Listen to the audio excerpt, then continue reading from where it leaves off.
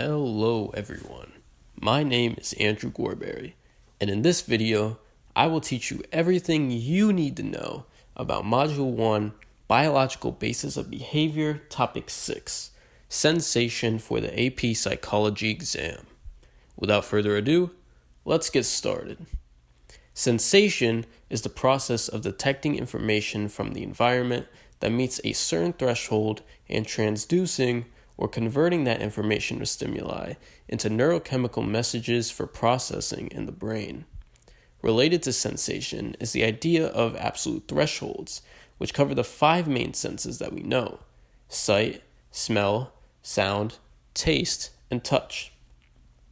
The absolute threshold, more specifically, is the minimum quantity of stimulation necessary for an organism to sense a stimulus 50% of the time. For sight, this is a lit candle 30 miles away on a clear, dark night. For smell, 1 drop of perfume in a 3-room apartment. For sound, the tick of a watch from 20 feet away. For taste, 1 teaspoon of sugar in 2 gallons of water. And for touch, the wing of a fly dropped onto your cheek from 1 centimeter away. Similar to absolute thresholds is the idea of the just noticeable difference, which is the smallest change in volume or stimulus that a person could detect. This is not constant and can change depending on the scenario. For example, if it would most likely take a smaller change in the amount of perfume sprayed in a small apartment than a large mansion for someone to detect the change in smell. However, according to Weber's law, this just noticeable difference is of a constant proportion to the original stimulus's intensity. For example, if you were blindfolded and holding a 10-pound weight, adding 1 pound to that may be enough to notice a difference. But if the weight was, say, 50 pounds, it would take 5 pounds to notice that same difference, due to 50 pounds being 5 times the weight of 10 pounds.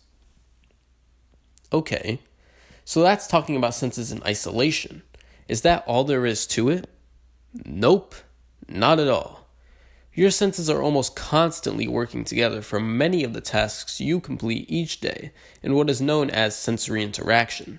An example of this is, say, when you're eating food and your chemical senses, smell and taste, interact with each other to give you either a pleasurable or unpleasant experience, then leading you to perceiving the food as good or bad. More on that later. Synesthesia, a neurological condition, estimated to affect 2 to 4% of the population, is when the stimulation of one sense triggers the stimulation of another. Its most prevalent form is seeing colors when reading numbers or letters, but it can occur in other ways, too, like tasting peanut butter in your mouth whenever you hear the word picnic. This brings us to the first sense to cover in detail: sight. I'll be sure to put a picture up here. Now, the eye is composed of many parts, as you can see, but the 5 main parts that you need to know for AP Psychology are these: the cornea, iris, pupil, lens, and retina. The cornea is a transparent covering of your eye that blocks particles like dust from harming the eye and allows light to enter. The iris is the colored part of your eye that surrounds the pupil and is actually a muscle.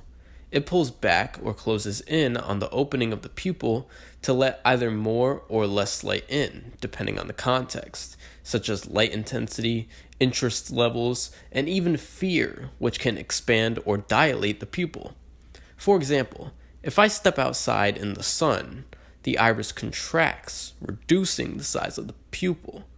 If I throw a temper tantrum because of my teenage angst and slam the door, turning all the lights in my room off and soaking in there for 10 minutes straight, my iris is going to expand or dilate my pupil to let more light in. Now, believe it or not, the pupil is actually a hole in your eye, because that is where light needs to enter in order to reach the lens and eventually the retina. Speaking of the lens, it is a transparent structure that is flexible and bends to focus light directly on the retina. This is known as accommodation, and certain vision problems such as nearsightedness, myopia, and farsightedness, hyperopia, are caused by problems in the lens. Nearsightedness is when the lens bends too much, focusing light in front of the retina. Farsightedness is when the lens bends too little, focusing light behind the retina. Why does the light have to land directly on the retina, you ask? Because the retina is where over 100 million specialized nerve cells are located, such as rods and cones. Now, both rods and cones are necessary for perfect vision for all shades of color, light intensities, and so on, but the difference between the two is this. Rods are primarily located along the edge of the retina, allowing for peripheral vision and visibility in low light conditions. Cones, on the other hand, are responsible for color vision and bright conditions. Now, there are spots where your vision is either better or worse. In the indentation in the eye, known as the fovea, your best vision exists. This is where you have over 50,000 cones, and it is located in the center of the back of the retina. On the other hand, your blind spot, slightly beneath the fovea, is a tiny spot in the retina where neither cones nor rods exist. As a result, no transduction can take place. Therefore, you are completely blind in this spot. Your brain does do its best, though, to fill in the gaps with its occipital lobe, which is responsible for vision, but is not a perfect representation of what's actually there. Speaking of which, there are a couple of disorders that College Board wants you to know regarding damage to the occipital lobe for vision. These are prosopagnosia and blind sight. Prosopagnosia, otherwise known as face blindness, is when a person can physically see the faces in front of them, but cannot identify them due to damage to the fusiform gyrus, a brain region responsible for face recognition. Blind sight is similar to how it sounds, being a neurological phenomenon where, despite certain visual stimuli being in one's blind spot, they can perceive them accurately along with their location in space. Back to vision.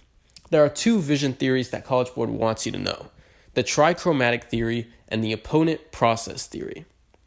The trichromatic theory states that cone photoreceptors come in three types: red long waves, green medium waves, and blue short waves, which combine in a spectrum to produce various different shades of unique color. Think of it like an RGB color picker, where the various shades of red, green, and blue can form all shades of color on our visible spectrum.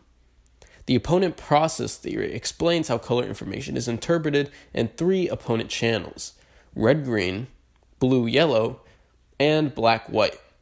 It states how the stimulation of one color inhibits the stimulation of the opponent. It is the reason why you can't detect a reddish-green or bluish-yellow color when you look at something, because the cells that activate when the color red is present are the same ones that deactivate when green is present. This theory is actually meant to be taken together with the trichromatic theory, and is not meant to be interpreted as a separate theory. The opponent process theory is actually what explains after images, since certain ganglion cells can be activated while others cannot. Much like the three opponent channels, it is the same reason why, if you stare at a yellow image, then look at a white surface, a brief after image of blue will appear. All you need to know about colored vision deficiencies are that they are a result of damage to the cone and ganglion cells. The two you need to know are dichromatism and monochromatism. Dichromatism is when two cone types are functional, such as red-green color blindness, while monochromatism is when only one is, resulting in complete black and white vision. Very rare. Now that covers it for vision. Now on to our next sense, hearing. For hearing, you need to know the difference between amplitude and wavelength. Amplitude, or loudness, is the height of each sound wave. Wavelength refers to the distance between the waves and is perceived by us as the pitch. The shorter the wavelength, the higher the frequency, and therefore the higher the pitch, which is what can be seen if you were to go to an opera show. There are three theories that the College Board wants you to know for pitch perception: place theory, volley theory, and frequency theory. Place theory refers to the hair cells in the cochlea, which respond to different frequencies of sound based on their location. For example, with high frequencies, the base of the basilar membrane is stimulated, With low frequencies, it is the tip of the membrane that is stimulated. Volley theory is when groups of auditory nerve fibers burst. They fire bursts of nerve signals at slightly different times, one after another, which allows the perception of higher frequency sound to be created. Frequency theory is similar to what we were talking about previously, stating that the pitch we hear is determined by the frequency of sound waves, essentially meaning that your brain perceives pitch by the frequency of nerve impulses fired through the auditory nerve. Sound localization is a way for organisms to discover the location of a sound through means such as intensity and timing. There are two types of deafness the College Board wants you to know: conduction and sensory neural deafness. Conduction deafness, otherwise known as middle ear deafness, occurs due to the bones in your middle ear not transmitting the sound waves properly. This can result in various things: disease, infection, age. The way you treat this is using hearing aids, which amplify the sound waves so that they can be detected and transmitted properly through the rest of the ear and auditory nerve. Sensory neural deafness, otherwise known as inner ear deafness, results in damage either to the cochlea, basilar membrane, auditory nerve, or hair cells in your inner ear. Hearing aids will not help this time because the problem is in the inner ear. Amplifying the sound waves won't help if there is a conduction problem. This affects more high frequencies than low ones, resulting from old age, prolonged exposure to loud sounds, and even a disease in pregnancy known as CRS, or congenital rubella syndrome. The solution to this, rather than a hearing aid, is an electronic ear or cochlear implant. This resolves the hearing loss because it bypasses the damaged inner ear structures and directly stimulates the auditory nerve, allowing the brain to interpret the noise.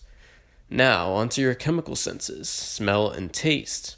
For smell, what you need to know is that smell is the only sense that does not go through the thalamus in the brain first to be processed, and messages are instead sent to the olfactory bulb, which is located just above the roof of your nasal cavity, below your frontal lobes. It is through pheromones that these chemical messages are produced. For the sense of taste, known as gustation, you need to know that there are 6 types of tastes that the College Board wants you to be able to identify: sweet, sour, salty, bitter, oleogustus, and umami. The number and size of our taste buds actually vary from person to person, and we refer to our ability to taste foods as super tasters, medium tasters, and non-tasters. Super tasters have many taste buds, making them more sensitive to foods that evoke strong tastes, such as bitter foods like dark chocolate, spicy foods like hot peppers, and sour foods like lemons. Medium tasters have a medium number of taste buds and are somewhat sensitive to these tastes, while non-tasters have a reduced ability to taste, meaning they can't find foods to be as flavorful or often find them bland. Before moving on to touch, it is important to recognize that the sense of taste is a result of collaboration between your chemical senses, since your ability to taste would be either muted or not experienced at all if your sense of smell were non-functional. Our last of the 5 main senses to cover is touch, and it is by far the most important main sense that we have. Within the umbrella topic of touch exist a multitude of subcategories that exist as unique skin senses, not only touch, but warmth, cold, and pain as well. Starting with the sense of touch, various parts of the body have different levels of sensitivity, and as you can see with our homunculus model here, the bigger parts of the body are more sensitive. A few to name are the tongue, hands, and face, while the smaller parts, the legs, feet, and back, are less sensitive to touch. Next is warmth, and the receptors for warmth are shaped like axon terminals, called free nerve endings, responding to particular temperatures above body temperature, or 98.6 degrees Fahrenheit. Cold, a separate sense from warmth, is the opposite, responding best to temperatures below body temp. Warmth and cold are 2 very important skin senses because they allow temperatures to be determined as cool, chilly, humid, and warm depending on the ratio of activated receptors at any given temperature. For example, more warmth receptors activated than cold will give off a warm temperature feeling, and vice versa. The last skin sense to cover here is pain, and this is arguably the most important sense of all. Without the sense of pain, our body would not be able to tell us if something was wrong, and that could obviously lead to some big problems. Essentially, what happens when you are in pain is that there is a bad mix of firing receptors that are not meant to go together. These receptors fire in this way as a result of various stimuli, be it mechanical, thermal, or chemical. Now, before moving on to your vestibular sense and kinesthesis, there are a few important concepts regarding pain that the College Board wants you to know. These are the gate control theory and phantom limb sensation. The gate control theory is the idea that the spinal cord contains a gate which either allows or blocks pain signals from reaching the brain. Remember, this works in theory because pain travels from its location in the body to the spinal cord and then to the brain to be interpreted. If the signal is blocked at the spinal cord, it never reaches the brain and is therefore not felt. This does not apply to all forms of pain, obviously, and an exception to this is phantom limb sensation, common in amputees, where people can feel sensations, either positive or negative, in an area where there is no longer a limb. Like having an itching left hand before going to itch it and then realizing that you have no left hand. It is something that happens and there are a variety of causes for it. Last but not least are your vestibular sense and kinesthesis. Kinesthesis is the sense of position and movement in parts of the body. This sense allows your body to move in various ways without thinking too hard due to the millions of receptors all over your body in our muscles, tendons, and joints, informing us constantly about positions and movements. Your vestibular sense is your sense of position of your body in space, crucial for balance and equilibrium. Responsible for this are your semicircular canals located in the inner ear, filled with fluid and attached to the cochlea. It looks like this and has 3 planes, left-right, front-back, and up-down, allowing your body to sense movement, particularly in your head. When your head moves, the fluid shifts, causing the receptors there to send information to the brain. And with that covers our review video of 1.6 Sensation for AP Psychology. Thank you so much for watching, and I look forward to seeing you in the next video.